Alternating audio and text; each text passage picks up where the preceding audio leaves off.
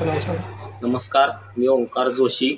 या प्रभाग क्रमांक 5मधून मी अपक्ष उमेदवार म्हणून अर्ज भरलेला आहे आणि माझ्या कामाच्या जोरावरती मी लोकांच्या पुढे जाऊन मतं मागत आहे. काय काम केलं तू? गेली 5 वर्ष मी या भागामध्ये फिरून सर्व नागरिकांना वेळोवेळी मदतीला धावून गेलेलो आहे. त्याचबरोबर कोरोना असेल, महापूर असेल, इतर दैनंदिन जीवनात येणाऱ्या अडचणी असतील, प्रत्येक वेळेला नागरिकांच्या मदतीला मी धावून गेलेलो आहे. कोरोनामध्ये मी व माझ्या टीमने अनेक रुग्णांना रुग्णालयापर्यंत पोहोचवणं असेल, PPE किट घालून त्यांना क्वारंटाईन करणं असेल, त्याचबरोबर महापुरामध्ये दैनंदिन जीवनाच्या वापरात येणाऱ्या वस्तूंचं वाटप असेल, अशी कामं मी केलेली आहेत. आता काय कामं करणार आहात तुमच्या एरियामध्ये? तुमच्या एरियात कॉरिडॉर होणार आहे, हा पहिला मुद्दा.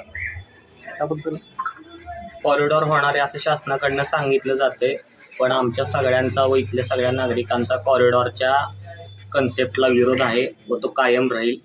लोकांची घरं उद्ध्वस्त करून त्यावरती बागा, पुतळे उभा करण्याला आमचा विरोध आहे. बाकी विकास करण्याला आमचा विरोध आजही नाही आणि पुढेही नसेल. फक्त तो विकास रिकाम्या जागांमध्ये व्हावा, शासनाच्या माहितीच्या जागांवर व्हावा. लोकांच्या घरावरती नांगर चालवून विकास करणं चुकीचं आहे असं आमचं मत आहे.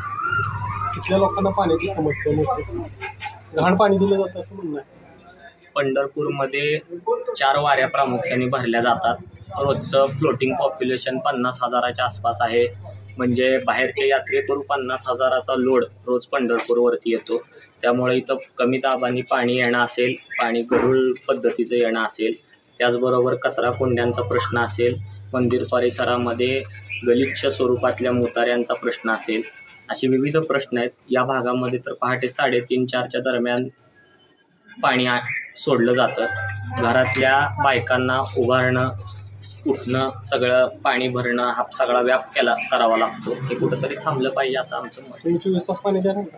24 तास पाणी मी देईन असं मी कधी म्हणणार नाही, कारण ते सध्या शक्य नाही. पण फिल्टरचं तरी पाणी कमीत कमी पण द्यायचं. स्वच्छ पाणी देण्यासाठी मी कायम अग्रेसर राहील. आणि इथल्या रस्त्यांसाठी काय धूळमुक्त रस्ते? मंदिर परिसरातल्या आतल्या बोळांमध्ये धुळीचा त्रास होत नाही. प्रामुख्याने जे प्रदक्षिणा मार्गावरचे व्यापारी आहेत घाणीचा वास येतो ना तिथं घाण आहे, धूळ नाही. घाणीचा असा प्रश्न आहे की इथं त्या कचरा कुंडी आहेत त्या ओव्हरफ्लो होऊन वाहिल्या जातात. इथं घंटागाडी बोळात येऊ शकत नाही. त्यामुळे दिवसामध्ये जेव्हा घंटागाडी येते तेव्हा त्या माणसाला आत येऊन कचरा न्यावा लागतो. त्यामुळे त्या कचरा कुंड्या दिवसभरात एकच्या ऐवजी 2-3 वेळा भरून वाहतात. पण मी जर का निवडून आलो तर पहिल्यांदा तो प्रश्न मी मार्गी लागेल.